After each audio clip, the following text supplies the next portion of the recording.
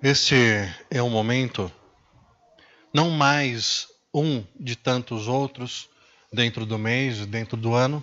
É um momento especial, onde nós louvamos a Deus, cantamos suas maravilhas, reconhecemos a grandeza de Deus em nossas vidas. É um momento onde o Espírito Santo ilumina o nosso entendimento e nos mostra acerca da palavra dele, a vontade dele para as nossas vidas. Isso não acontece conosco reunidos nessa igreja local, mas está acontecendo agora de maneira simultânea em inúmeros lugares. Que o Senhor Deus Todo-Poderoso tenha misericórdia de nós e todos os servos dele ao redor dessa cidade, ao redor desse país, ao redor desse mundo, e que possamos ser abençoados por Deus através da palavra dele.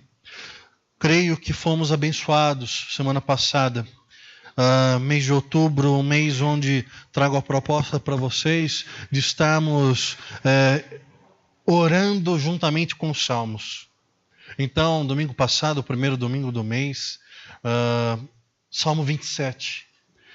Trouxe para vocês o Salmo 27 e frisei bastante o versículo 14, que dizia: espere no Senhor, seja forte, coragem, espere no Senhor. Hoje, peço que o Senhor nos ajude a entender um pouco mais sobre um outro trecho de um outro salmo, Salmo 46. Convido os irmãos a abrirem suas Bíblias no Salmo 46. A palavra do Senhor diz assim: Deus é o nosso refúgio e a nossa fortaleza, auxílio sempre presente na adversidade. Por isso não temeremos, ainda que a terra trema e os montes afundem no coração do mar, ainda que estrondem as suas águas turbulentas e os montes sejam sacudidos pela sua fúria. Há um rio cujos canais alegram a cidade de Deus, o santo lugar onde habita o Altíssimo. Deus nela está, não será abalada. Deus vem em seu auxílio desde o romper da manhã. Nações se agitam, reinos se abalam. Ele ergue a voz e a terra se derrete. O Senhor dos exércitos está conosco. O Deus de Jacó é a nossa torre segura. Venham, vejam as obras do Senhor, seus feitos estarrecedores na terra. Ele dá fins às guerras até os confins da terra. Quebra o arco e despedaça a lança. Destrói os escudos com fogo. Parem de lutar. Saibam que eu sou Deus. Serei exaltado entre as nações. Serei exaltado na terra. O Senhor dos exércitos está conosco. O Deus de Jacó é a nossa torre segura. Vamos orar. Pai, nessa noite nós te agradecemos porque nos trouxe até aqui. Pela tua palavra está à nossa disposição. E mais do que isso, pelo teu Santo Espírito falar ao nosso coração. Temos nossas limitações próprias concernentes à queda dos nossos pais no jardim do Éden. Temos as nossas dificuldades por negligência nossa, falta de entendimento e busca de intimidade contigo e entendimento da tua palavra. Senhor, que nada disso nos impeça nesse momento de ouvir a tua voz, Deus, sermos tocados pelo teu Santo Espírito, Deus. Tira todas as barreiras, todas as dificuldades, Deus. Fala ao nosso coração, nos ensina nessa noite, Deus. Nos conforta, nos ampara, Deus. Nos mostra com a tua perfeita boa vontade através desse texto. Tem misericórdia da minha vida, Deus, que vaso imperfeito que sou, compreendedor das minhas limitações. Temo, Deus, tenho medo de ficar aquém, Deus, da mensagem dessa noite. Por isso clamo a tua misericórdia sobre a minha vida. Peço também aos meus irmãos, Deus, cativamente deles, os corações. Pai querido, a atenção de cada um deles. Afasta toda distração, toda preocupação, Deus. Tudo aquilo que não for edificar nem a vida deles, nem honrar e glorificar o teu nome, Deus. Queremos estar aqui integralmente, totalmente voltados para ti, para a tua palavra. Espírito Santo de Deus, fala ao nosso coração nessa noite, em nome de Jesus. Assim é que oro. Amém. Amém. Salmo é maravilhoso. Até aqueles que pouco entendem sobre Bíblia gostam dos Salmos. E é obviamente que isso tem um porquê. O Salmo é aquela história. Nós somos pessoas difíceis de externar os nossos sentimentos. Quando estamos apaixonados é que flora aquele poeta, né? E aí nós escrevemos as nossas poesias e fazemos as nossas canções, compomos as nossas canções para as nossas amadas. E dependendo da idade, vai desde o Batatinha quando nasce, né? Até uma coisa mais elaborada, mais bonita, e por aí vai. Quando se fala de Deus, não é diferente. Nosso coração, ele está cheio de sentimentos acerca do Senhor. Mas a nossa capacidade de verbalizar, externar esses sentimentos fica tão limitado. E aí o salmista ele vem e ele fala ao Senhor do fundo do seu coração. Ele usa palavras lindas, escolhidas, bem pensadas, oradas. São palavras vividas, muitas vezes no calor da batalha, na solidão, do desamparo dos seus pares. E ali o salmista ele se derrama. Algumas vezes questionando até o próprio Deus, para logo em seguida pedir perdão, reconhecer o seu poderio e a sua majestade. Muitas vezes o salmista ele se derrama diante do Senhor como o último suspiro da sua alma. E ali é renovado, é regenerado e é satisfeito pelo Espírito Santo de Deus. E nós vamos bebendo das palavras dos salmistas. Com quem não fica maravilhado lendo o Salmo 23, onde o próprio Davi diz: o Senhor é o meu pastor, nada me faltará. Esse pastor é tão bom que me leva a pastos verdejantes, águas tranquilas. E nós nos vemos sendo encaminhados pelo próprio Deus a um lugar de descanso, tirado das nossas aflições diárias. No nosso medo, no nosso terror, a palavra do salmista diz: aquele que se assenta à sombra do Todo-Poderoso, à sombra do Onipotente, pode descansar, pois Ele é o seu Deus. Ele livrará de todas as pestes, sejam diurnas ou noturnas.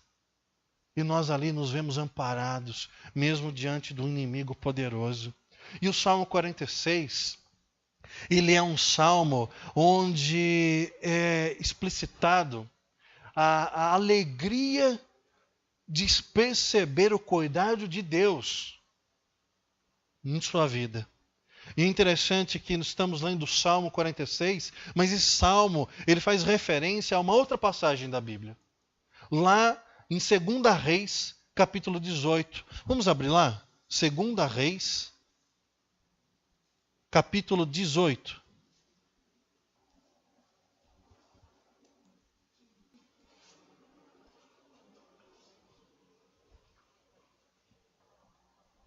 Eu vou ler a partir do versículo 18, 17, mas o capítulo 18 e o 19, ele conta uma história, que eu vou sintetizar para vocês daqui a pouco. Mas vamos ler aqui, 2 Reis, capítulo 18, versículo 17. De Laques, o rei da Síria, enviou ao rei Ezequias, em Jerusalém, seu general, seu oficial principal e seu comandante de campo, com um grande exército. Eles subiram a Jerusalém e pararam no aqueduto do açude superior, na estrada que leva ao campo do lavandeiro. Eles chamaram pelo rei e o administrador do palácio, Eliaquim, filho de Ilquias, o secretário Sebna e o arquivista real Joá, filho de Asaf, foram ao seu encontro. O comandante de campo lhes disse: digam isso a Ezequias. Assim diz o grande rei, o rei da Síria. Em que você baseia sua confiança? Você pensa que meras palavras já são estratégia e poderio militar? Em quem você está confiando para se rebelar contra mim? Você está confiando no Egito, aquele caniço quebrado que espeta e perfura a mão do homem que nele se apoia? Assim o faraó, rei do Egito, retribui a quem confia nele.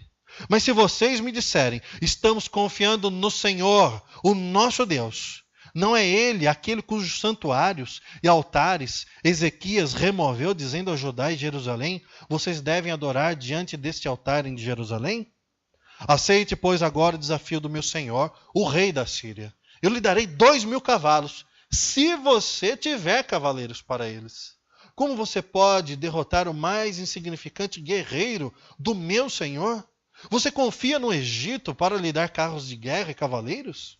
Além disso, será que vim atacar e destruir esse local sem uma palavra da parte do Senhor? O próprio Senhor me disse que marchasse contra esse país e o destruísse. Então Eliaquim, filho de Ilquias, Sebna, Joá, disseram ao comandante de campo: por favor, fala com os teus servos em aramaico, porque entendemos essa língua. Não fales em hebraico, pois assim o povo que está sobre os muros o entenderá. O comandante, porém, respondeu: será que meu senhor enviou-me para dizer essas coisas somente para o seu senhor e para você, e não para os que estão assentados no muro, que, como vocês, terão que comer as próprias fezes e beber a própria urina? Então o comandante levantou-se e gritou em hebraico: ouçam a palavra do grande rei, o rei da Síria. Lá no 18:30, ele vai dizer o seguinte: não deixem Ezequias convencê-los a confiar no Senhor, quando diz: com certeza o Senhor nos livrará. Essa cidade não será entregue nas mãos do rei da Síria. A história é a seguinte: a Síria, eu não sei quantos já assistiram aquele filme 300.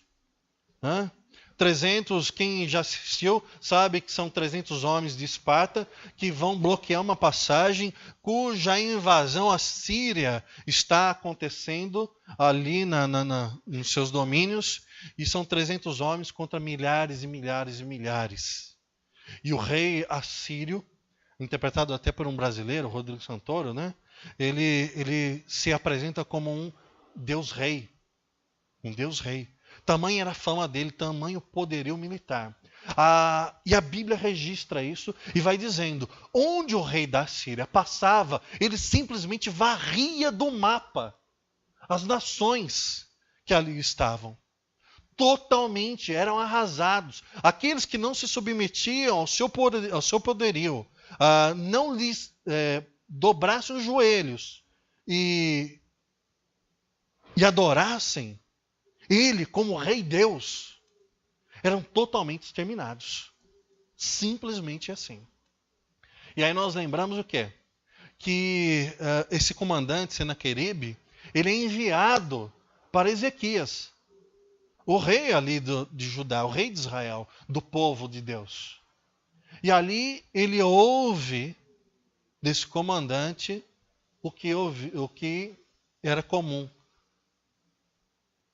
se prostre, se renda, agora, porque senão a Síria virá e destruirá tudo, não irá sobrar nada. E se vocês acham que se aliando a nações vizinhas, que se julgam poderosas, tais como o Egito, vocês terão chance contra o rei da Síria, olha, não levem isso em consideração. O Egito, perante o nosso exército, é como um caniço quebrado. É um bambu que quebra, espeta a mão daquele em quem se confia. E o desprezo é tão grande, e o poderio militar é tão assombroso, e não é da boca para fora, sabe? Não é aquela história, ele está chegando lá e está contando vantagem. Não era. Era de verdade aquilo. O negócio era tão imponente, tão absurdo, que ele chega pro rei aqui, né, de Israel e para os seus representantes e diz o seguinte: vou fazer o seguinte, vocês são fracos, mas vocês estão tão fracos, que eu estou até dó de acabar com vocês. Eu vou dar 2.000 cavalos para vocês. Isso é, se vocês tiverem 2.000 cavaleiros. Ou seja, ainda tira sarro. Se eu der para vocês cavalos de guerra, nem assim vocês serão capazes de nos enfrentar de uma maneira que dê graça, digamos assim. Porque nem guerreiros suficientes vocês não têm. E ainda tira um sarro ainda. Tira um sarro. Eles chegam e dizem: olha, se renda. Se não vem, eu vou vir e destruirei. E quer saber de uma coisa? Eu estou sabendo de vocês aí que vocês clamam ao Deus. ao Deus de vocês, ao Senhor. Mas eu vou falar uma coisa, experiência minha de guerra. Sou um comandante testado no campo de batalha. Falar não ganha guerra. Palavras não ganham guerra. Vocês falam que Deus vai libertar vocês, Deus vai cuidar de vocês. Só que é o seguinte, a hora que eu colocar o meu exército numeroso, poderoso, forte, invencível, eu quero ver o rei de vocês falar: olha, fiquem calmos que o Senhor é por nós. Ainda tira um sarro do rei Ezequias, que clamava ao Senhor ajuda e misericórdia. E a ofensa é tão grande, que uma reunião de liderança era o exército da Síria, Senaqueribe, e ali os representantes do rei Ezequias. O negócio é tão escrachado, ele é tão insolente, que o pessoal diz: olha, fala baixo, não é todo mundo que tem que ficar sabendo, vamos resolver entre nós. Fale no idioma que nós compreendamos e o povo não, para que eles não fiquem assustados. É a mesma coisa que falar: grita, chama atenção. Então o comandante, o que ele faz? E no 27, o comandante, porém, respondeu: será que meu senhor enviou-me para dizer essas coisas somente para o seu senhor e para você? E não para os que estão assentados no muro? Que como vocês terão que comer as próprias fezes e beber a própria urina? É humilhação. Ele esfrega na cara da liderança daquela nação, do povo de Deus, que é um povo nem medíocre, é um povo insignificante. É um povo que militarmente não faz nem cosquinha perto do poderio militar assírio. A diplomacia, para eles, não importa. Eles humilham os seus oponentes. Totalmente. Desprezam qualquer respeito em relação a eles. E diz: olha, é o que vai acontecer com vocês. Vocês passarão por essa humilhação. Isso se desenvolve em todo o capítulo 18, essas ameaças. No versículo 35, diz assim: qual dentre todos os deuses dessas nações conseguiu livrar sua terra do meu poder? Como então o Senhor poderá livrar Jerusalém das minhas mãos? E ele diz: olha, eu não quero me gabar, mas não é a primeira nação que eu destruo. Você pode pesquisar lá o meu currículo. Eu já destruí muita gente, eu já arrasei muitos países, e em cada país que eu entrei e assassinei seus moradores que não se prostraram a mim, cada um deles tinha um deus, ou aliás, vários deuses. Enquanto morriam na ponta da minha espada e eram massacrados, humilhados pelo meu exército, eles clamavam ao Deus deles. Mas os deuses deles não os salvaram da minha fúria e da minha opressão. Agora, vocês acham que o Deus de vocês fará isso por vocês? Eu não aconselharia vocês a clamarem ao Deus de vocês, pois ele nada pode fazer para livrá-los da minha mão, para livrá-los das minhas mãos. Capítulo 19, 2 Reis. Agora, vamos economizar o nosso tempo, vamos direto no versículo 35. Versículo 15, 19, 15. E Ezequias orou ao Senhor: Senhor, Deus de Israel, que reinas em teu trono entre os querubins, só tu és Deus sobre todos os reinos da terra. Tu criastes os céus e a terra. Dá ouvido, Senhor, e vê. Ouve as palavras que Senaqueribe enviou para insultar o Deus vivo. Então Ezequias ora ao Senhor. Agora 19:35. Naquela mesma noite, o anjo do Senhor saiu e matou 185.000 homens no acampamento assírio. 185.000 homens no acampamento assírio. Quando o povo se levantou na manhã seguinte, o lugar estava repleto de cadáveres. Então Senaqueribe, rei da Síria, desmontou o acampamento e foi embora. Voltou para Nínive e lá ficou. O rei da Síria, ele vem e promete uma matança. Ele diz: ninguém pode escapar da minha fúria. A matança acontece. Só que aquele que é vencido não é o fraco, não é o pequeno, não é aquele que virtualmente estava desamparado militarmente, mas é aquele com toda a arrogância, prepotência e poderio real de destruição. É humilhado, destruído. E é interessante que um anjo do Senhor,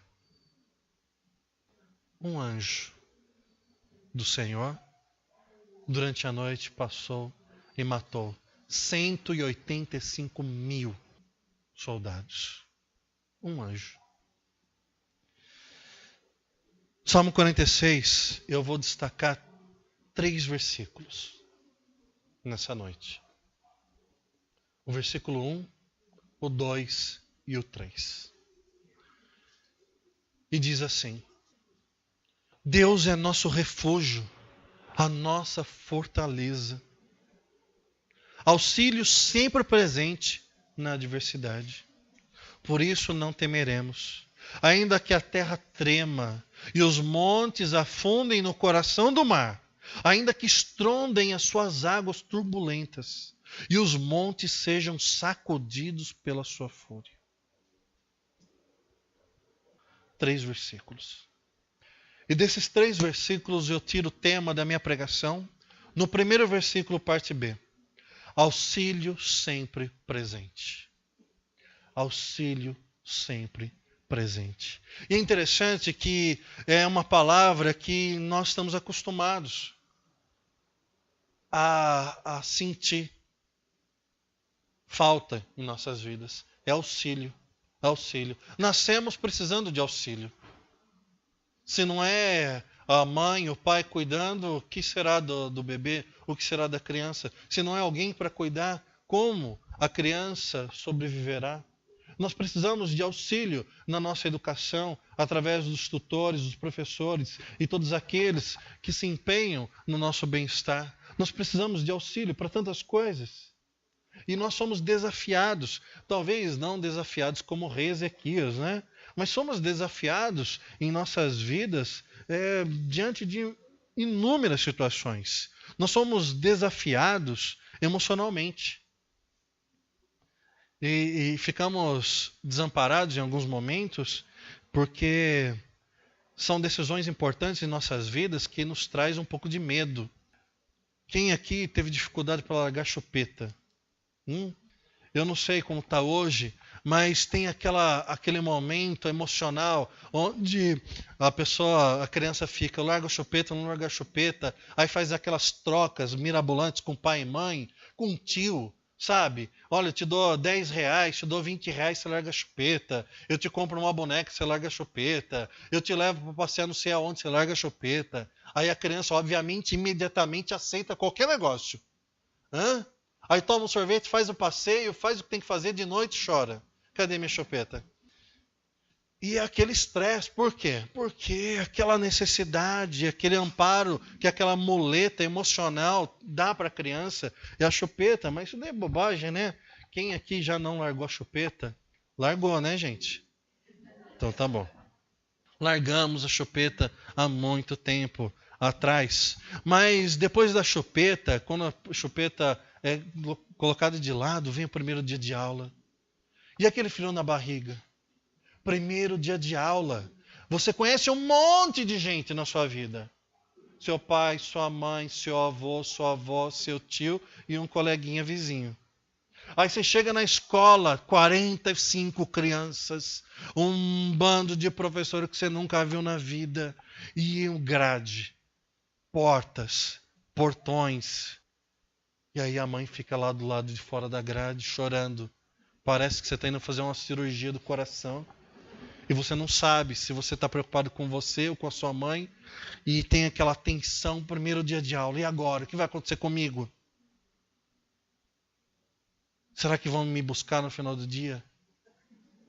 É aquela emoção, né? Dificuldade. E nós temos que enfrentar esse desafio. Aí cresce um pouquinho. E aí somos desafiados um pouco mais. Primeira vez onde nós pegamos o transporte público sozinhos. Pegar o ônibus. Sozinho. Aí você sobe, já tem 22 anos. Não, quer dizer, você tem lá 12 anos, 10 anos, não sei. Sobe, vai pegar o ônibus. E aí você fica naquela neura. Será que eu peguei o ônibus certo, o ônibus errado? Será que vai dar tempo de eu dar o sinal, o motorista vai parar para mim descer, não vai parar? E o dinheiro, será que eu não perdi metade? Confere de novo, confere 50 vezes, aí cai a moeda, fala, agora perdi, corre atrás da moeda. Aí você olha, aí vai passando, aí tem um ponto de referência, tem que descer naquele ponto, você fica olhando, parece que a cidade mudou. E o ponto de referência você já não acha mais. Aí você fala, na dúvida, vou descer um pouco antes, desce 10 quarteirões antes. É aquela tensão, né? Tensão. Primeira vez que eu estou sozinho, no metrô, no ônibus, enfim. Mas não para aí. A vida continua. E as experiências, as novidades continuam. E os desafios também. Quem se esquece do primeiro beijo? Não necessariamente foi bom. Pode ser horrível, ninguém esquece. Tem uns que dá vontade, toda vez que lembra do primeiro beijo, faz assim. Quer lavar com detergente, mas ninguém esquece da situação. Mas também não esquece por quê? Como que faz? Como que funciona? E agora? Né? Como vai funcionar? E aquele estresse. E por aí vai. Espiritualmente não é diferente. Nós somos desafiados, nós passamos por situações onde ficamos desamparados muitas vezes. Quando espiritualmente nos acontecem coisas que nós não sabemos explicar. E isso nos assusta, nos amedronta. Talvez uma opressão demoníaca, onde nós não entendemos muito bem o que está acontecendo, mas sabemos que é algo terrível. Que querem acabar conosco, querem tirar a nossa paz. É um mundo espiritual que sabemos menos ainda. Nós somos desafiados a ter um compromisso com Deus, mas Deus é tão grande. E não sabemos por onde começar, o que fazer, o que falar, como fazer, como falar. E nós somos desafiados. E nós enfrentamos. Muitas vezes entramos numa igreja, não sabemos onde colocamos as mãos. E aí fica aquela história, o pastor vai apresentar, é bom ou ruim? Não sei se é bom ou ruim, porque eu tenho vergonha de falar o meu nome. Mas também eu quero estar aqui e mostrar para Deus que eu quero estar aqui na casa dele. E aí eu não sei o que eu faço. Se eu falo amém, se eu falo aleluia, se eu bato palma, se eu canto, ou se eu cantar errado. São desafios. E o medo de falar para abrir em Abacuque. Amém? E fisicamente, nós somos desafiados desde sempre. Quantos desafios, quantos medos? Não? O primeiro medo é não derrubar nada em casa, né? O vaso na sala, o copo no Dia das Mães, levando para a mãe o café na cama, derrubar nada na cama. Depois nós temos a dificuldade de aprender a dirigir um automóvel. Aperta a embreagem, depois muda a marcha ou aperta a embreagem? Qual dos dois é primeiro? A gente vai aprender Aí pega, sai com o carro sozinho, primeira vez. Que medo, que medo. E os desafios não param. Até andar de bicicleta é complicado. Não sei como foi a experiência de vocês, mas como vocês aprenderam? Como vocês ensinaram?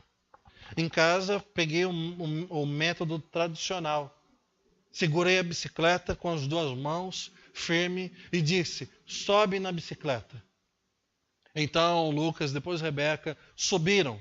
Aí a bicicleta não balançava. Falou, bacana. Não, fica tranquilo, não vai cair. Não vai cair. Não ia, estou segurando. Então eles ficavam todos corajosos, juntavam as duas mãos no guidão e ali na bicicleta. Hoje eu ando de bicicleta.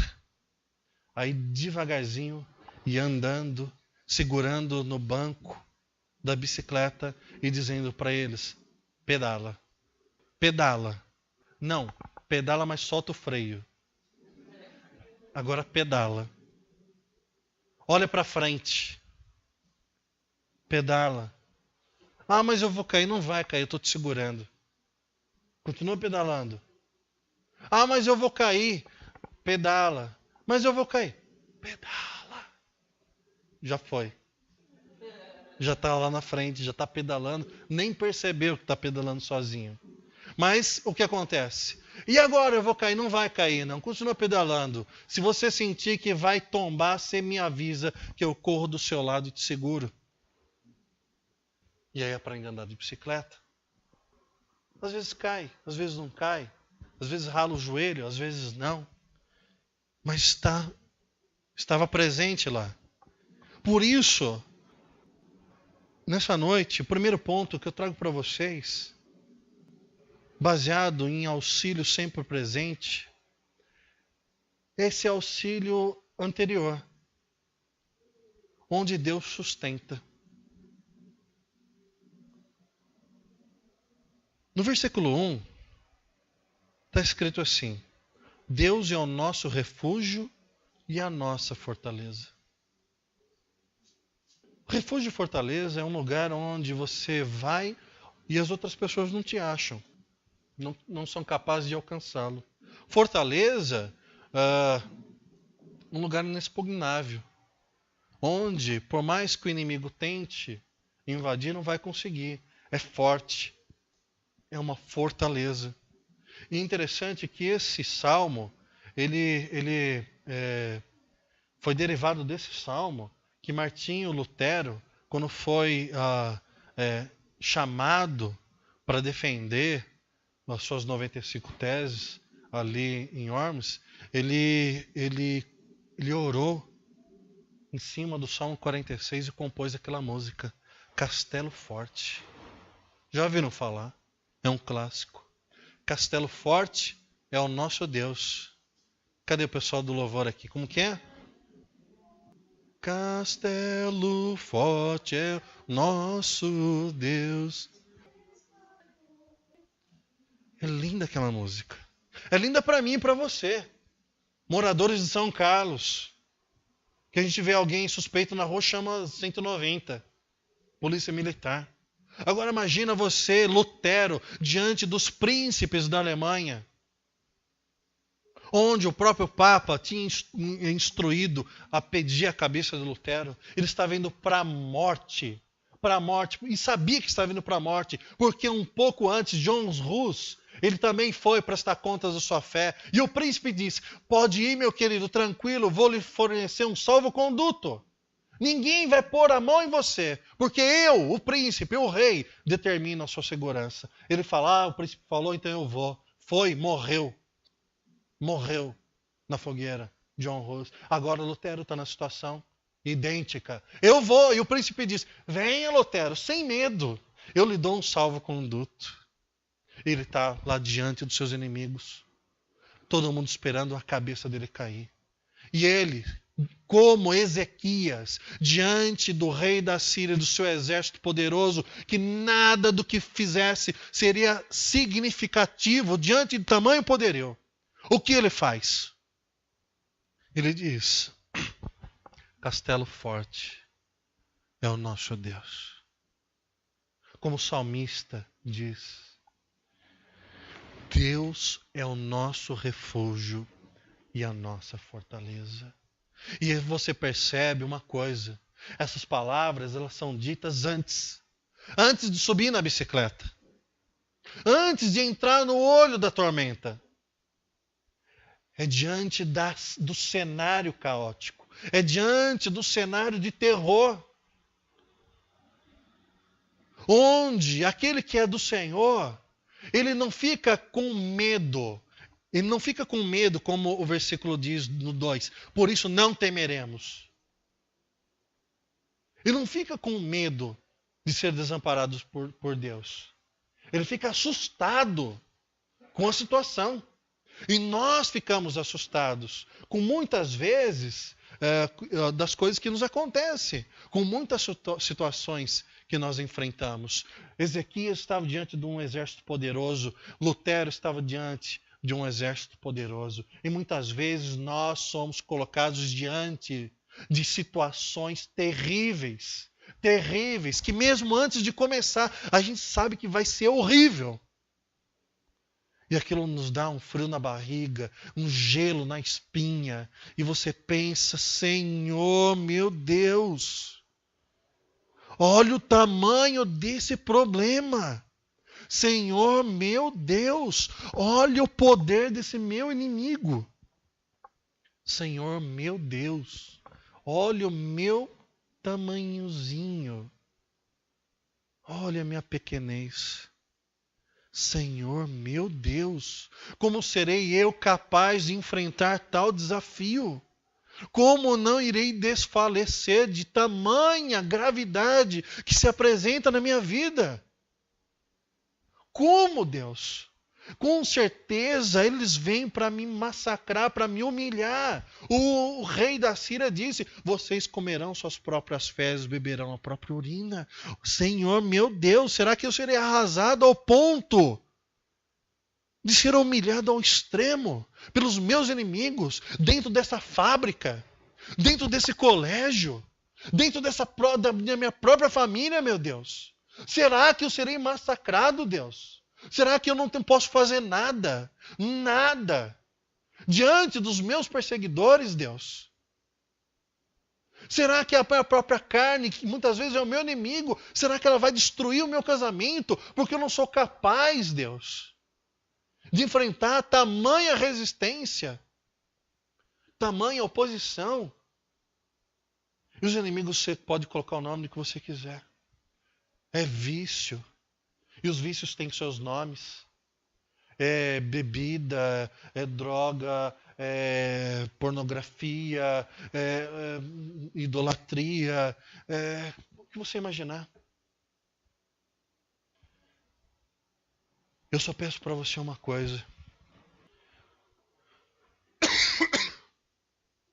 Deus, ele está presente também antes da tormenta.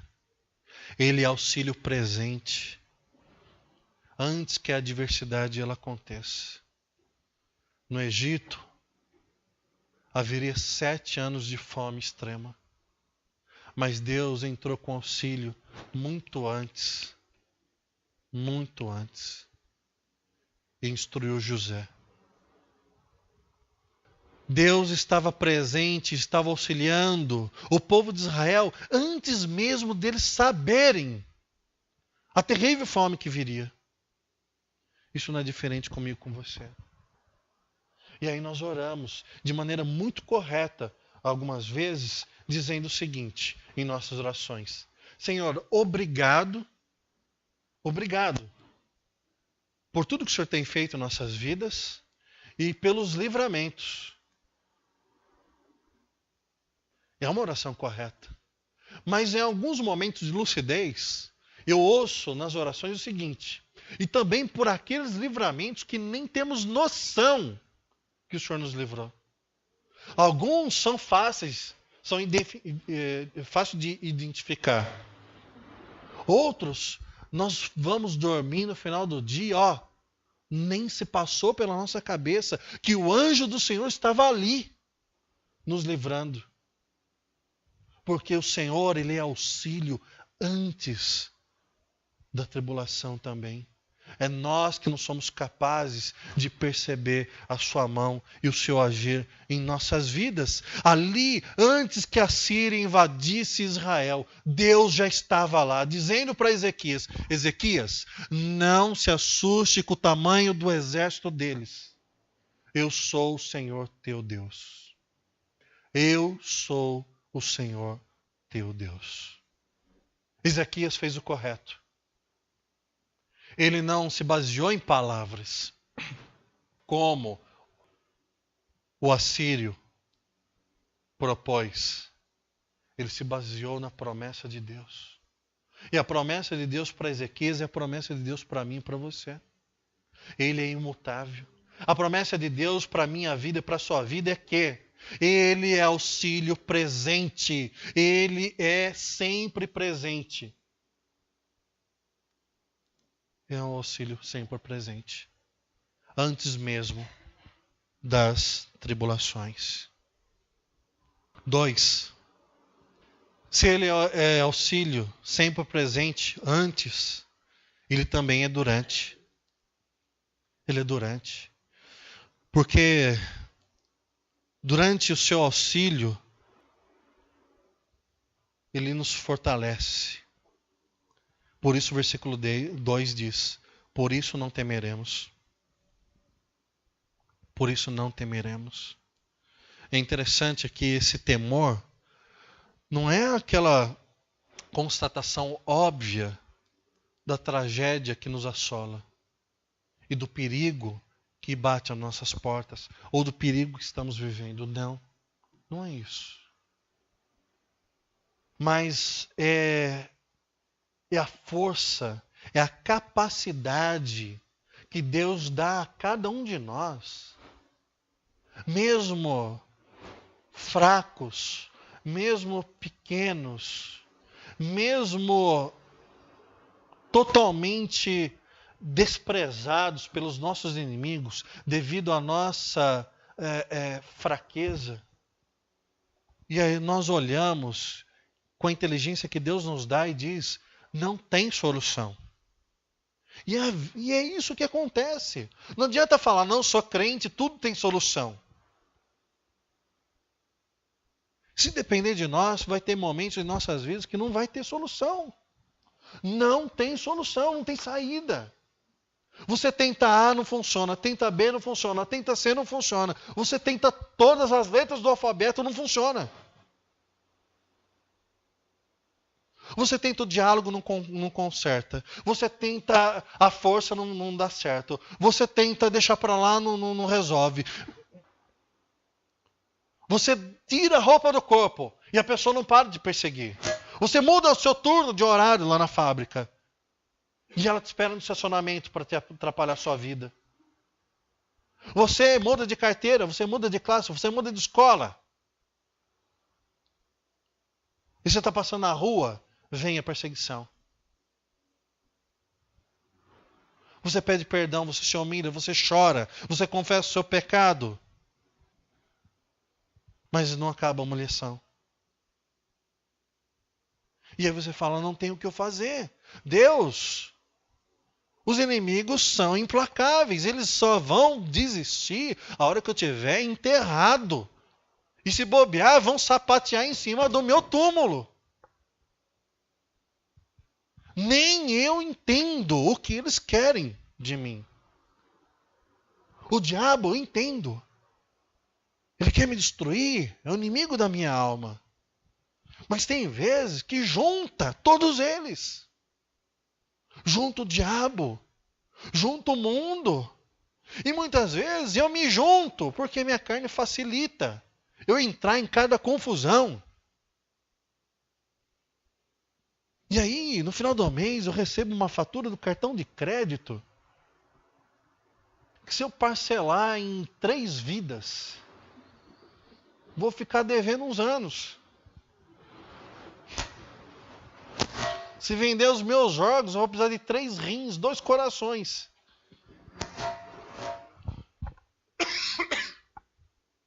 E a história da minha vida. Dever. Ser cobrado. Ou a história da minha vida. Ficar doente. Eu fico doente da cabeça, tomo um remédio para a cabeça, sara a cabeça, me ataca o estômago. Eu tomo um remédio para o estômago, cura o estômago, ataca o fígado. Aí eu tomo um remédio para o fígado, cura o fígado, volta para a cabeça. Aí eu... Não tem fim. Não tem fim. E eu falo para o meu pai, para minha mãe, eu falo para o meu cônjuge, abacaxi. Eu falo, minha querida, abacaxi. E ela acha que eu xinguei a mãe dela. Minha mãe não é um abacaxi. Eu falei, não, minha querida, você é um docinho de abacaxi. E já está instaurada a Terceira Guerra Mundial. Aí eu vou falar lá na escola, professor, não apaga que eu estou copiando. Aí o professor fala, você está me chamando de incompetente, que eu não sei fazer meu serviço? Vai para a diretoria. Aí eu tenho medo de falar. Aí eu paro de falar. Aí as pessoas viram e ficam do meu lado e falam assim, você é esquisito, hein? Você não fala? Você está com problema? Eu acho que você é o problema. Se eu falo, eu estou errado. Se eu não falo, eu estou mais errado ainda. O que eu faço? Eu vou escrever. Aí eu coloco lá na internet. Bom dia. Põe uma carinha. Aí recebo 5 comentários diferentes. O que você quer dizer com essa carinha? Por que bom dia? Aí você fala, não dá. E a segunda-feira, amanhã é segunda-feira, muitos. Primeira coisa que faz de manhã na segunda-feira. Qual é a primeira coisa? Não, Wilson, sabia que você ia falar isso. Tem gente que nem abre o olho, Wilson. Tem gente que é segunda-feira, tira a cabeça do travesseiro, nem abre o olho, já põe entre as 2 mãos e fala, Senhor, será que eu chego até as 5 da tarde? Aliás, Senhor, bem que podia ser sexta-feira de novo, 6 horas da tarde.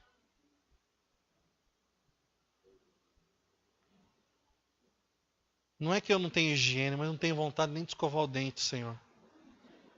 Não tenho. Eu não tenho vontade de escovar o dente, de tomar café. Não tenho vontade nem de me vestir.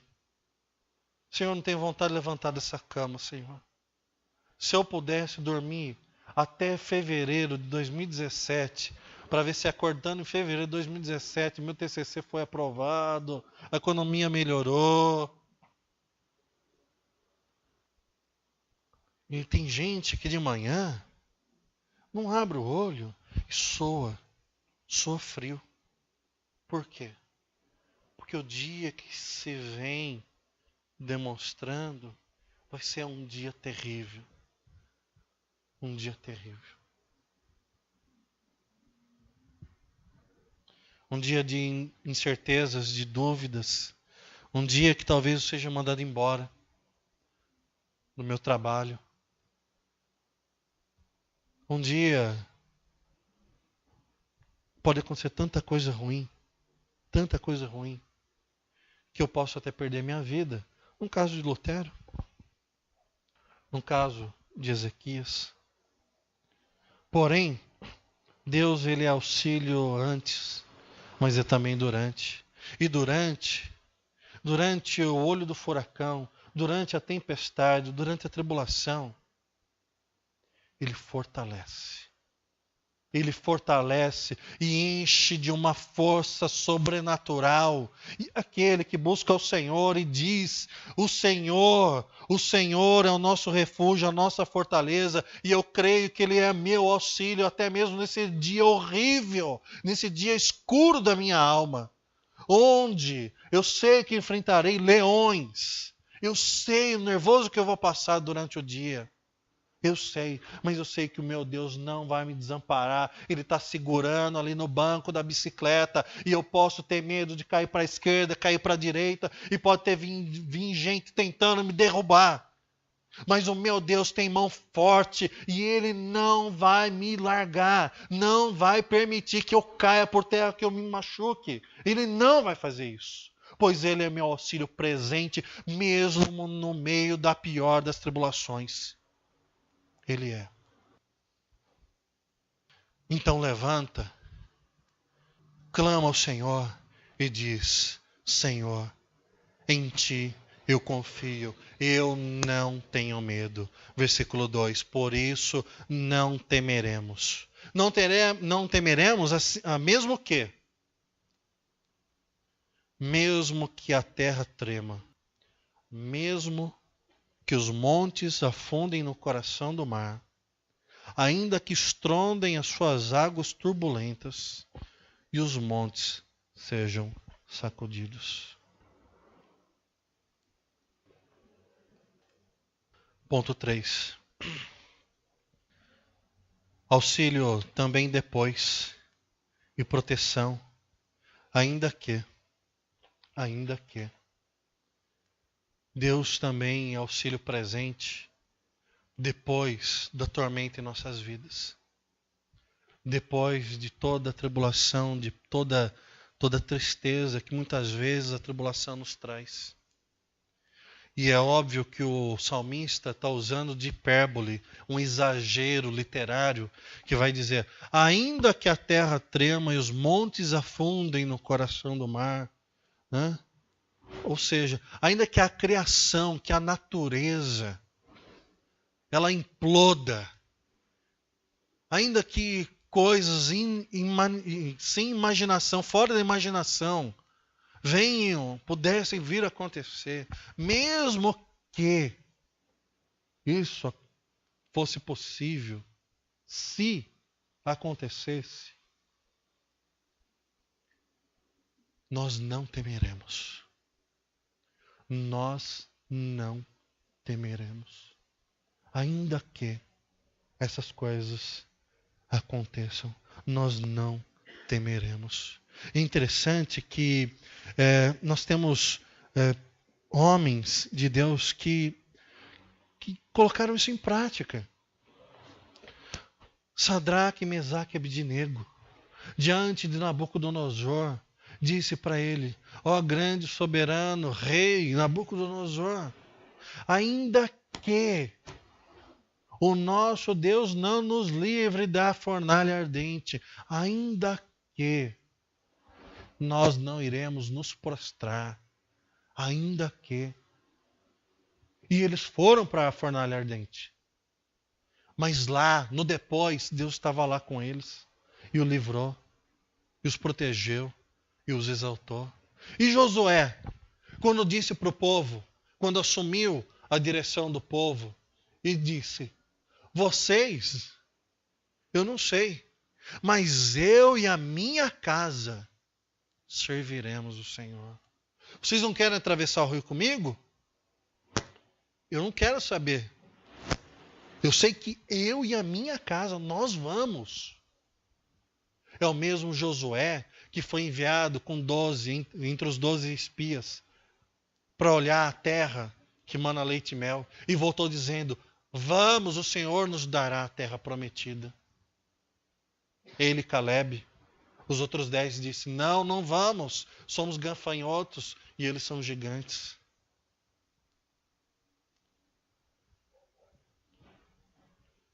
Salmo 30, versículo 5.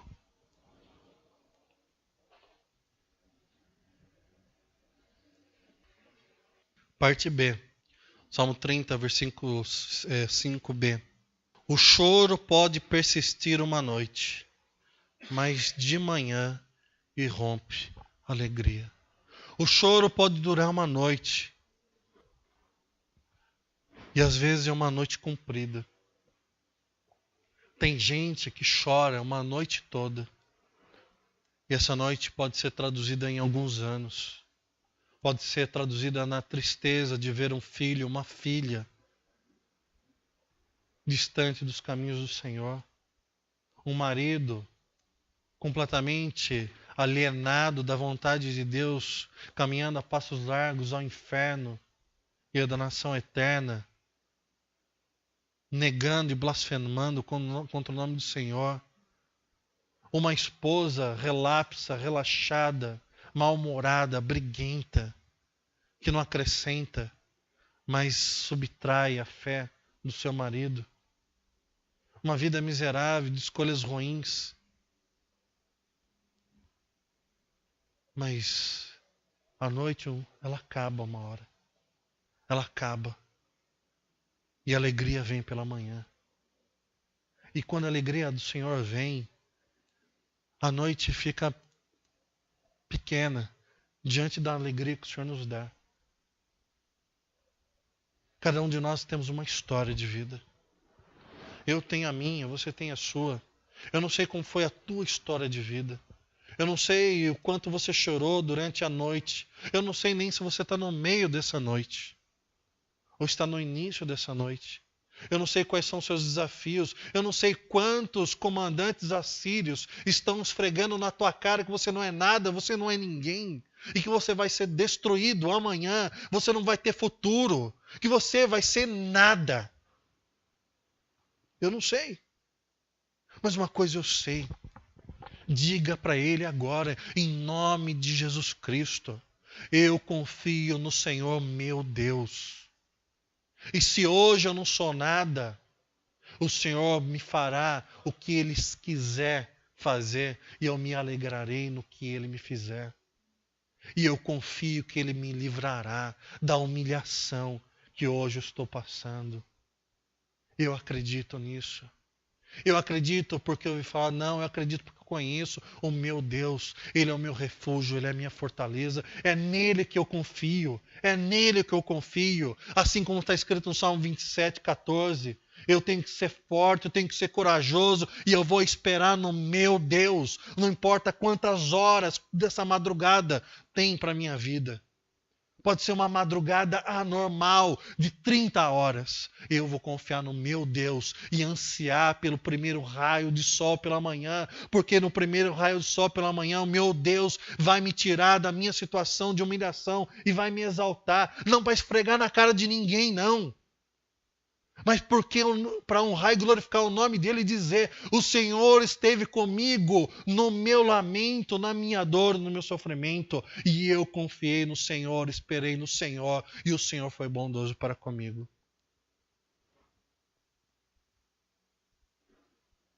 O choro pode durar uma noite, mas a alegria não lhe será cerceada, jamais, jamais, jamais.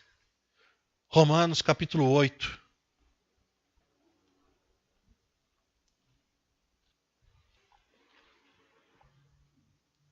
Versículo 38 e 39.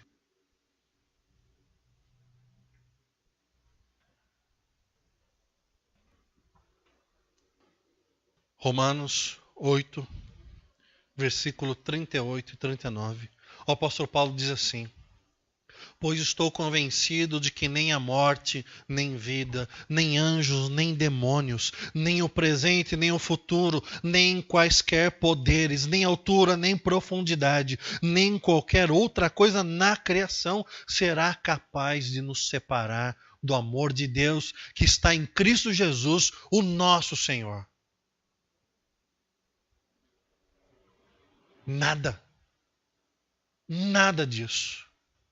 Uma infância ruim, uma escolha equivocada, um inimigo implacável, uma doença incurável, nada irá nos separar do amor de Cristo Jesus. E a minha alegria não está na minha vitória, mas está na vitória de Deus através da minha fraqueza, pois aprendemos que quando estamos fracos é aí que estamos fortes.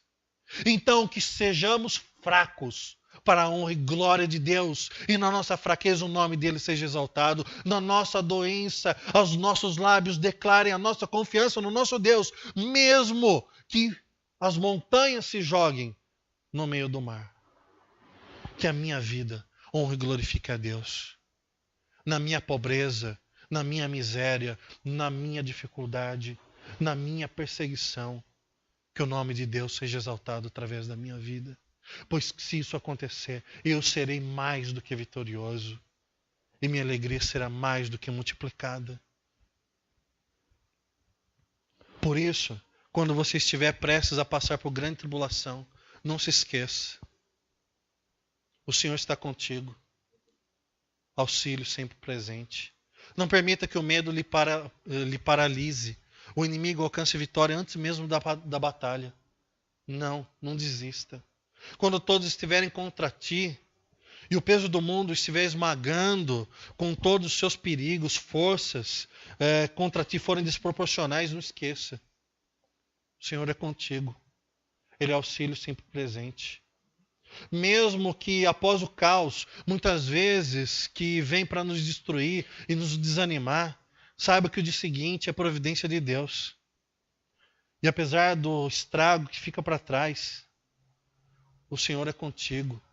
Ele é auxílio sempre presente para te restaurar e fazer melhor do que era a sua vida, o teu coração. Não se intimide com as tribulações. Não se intimide com os exércitos. Não importa o tamanho dele. Pode ser o exército da Síria, com todos os seus guerreiros, todos os seus cavaleiros. Não desista. Não desista de confiar no Senhor. Não fuja para debaixo do cobertor da tua cama. Levante segunda de manhã e diga, não pela minha força, mas pela força do Senhor. Eu vou em nome do Senhor. Eu marcho em nome do Senhor. Não se desespere. Não entre numa depressão profunda, achando que Deus te abandonou. Ele não te abandonou. Você pode estar sofrendo, mas sabe que Ele está com você ali. Você pode não estar vendo, porque na sua frente só tem o quê? Chão, mas Ele está segurando você para que você não caia. Não desanime. Não se desespere. Confie mesmo sem ver. Confie mesmo sem entender, porque nem tudo nós entendemos. Às vezes achamos que fazemos tudo tão certo e aquilo que fazemos vai agradar o Senhor. E o Senhor se agrada em nos colocar em dificuldades. Vimos terça-feira, perístase, que é aquela lista de sofrimentos que o apóstolo Paulo, ele escreve em 3 oportunidades no Novo Testamento. O que ele sofreu. Foi humilhado, foi açoitado com vara, foi apedrejado. Sofreu naufrágio, foi humilhado, foi preso. Em tudo isso, ele deu glórias a Deus. E Deus achou bom que isso acontecesse com ele. E por fim, confie que o Senhor sempre tem o melhor. Mesmo que aos nossos olhos não passe de deserto. Não passe de aflição. Não passe de tormento. Sempre confie que o Senhor sempre tem o melhor. Mesmo que você não entenda. Confie.